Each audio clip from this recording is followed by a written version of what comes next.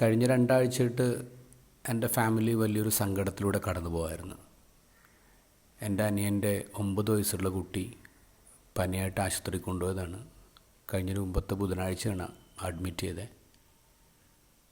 ICUയിലേക്ക് മാറ്റേണ്ടി വന്നു. അവന് ബ്രെയിനിൽ ഫീവർ വന്ന് പെട്ടെന്ന് കൊളാപ്സ്ഡായി.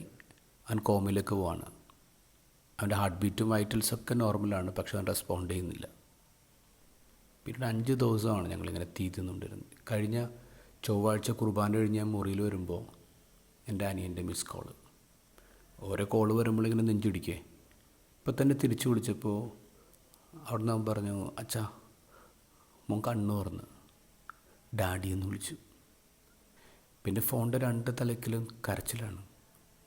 ഡാഡി എന്ന് വിളിച്ചു.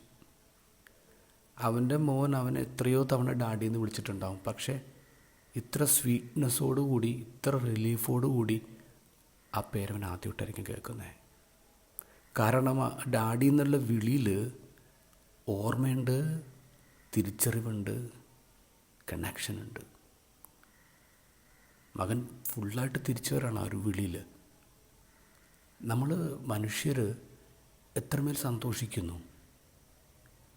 അങ്ങനെ നോക്കുമ്പോൾ നമ്മൾ മനുഷ്യർ ദൈവത്തെ അപ്പ എന്ന് വിളിക്കുമ്പോൾ, ഡാഡി എന്ന് വിളിക്കുമ്പോൾ, പ്രത്യേകിച്ച് ഡെസ്പറേറ്റായിട്ട് വിളിക്കുമ്പോൾ എത്രമാത്രം റിലീഫാണ് ദൈവത്തിനുണ്ടാകുന്നത്, എത്രമാത്രം ഹാപ്പിനെസ്സാണ്, എത്രമാത്രം സ്വീറ്റ്നെസ്സോടുകൂടിയാണ് ദൈവം ആ വിളി കേൾക്കുന്നത്.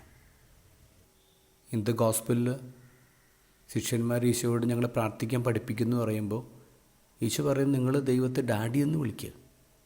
Relationship becomes prayer. ഡാഡി എന്നുള്ള വിളി മാത്രം മതിയെന്നേ, പിന്നീട് നമ്മൾ ഒരു ആവശ്യം പറയണ്ട, അതിലെല്ലാം ഉണ്ട്.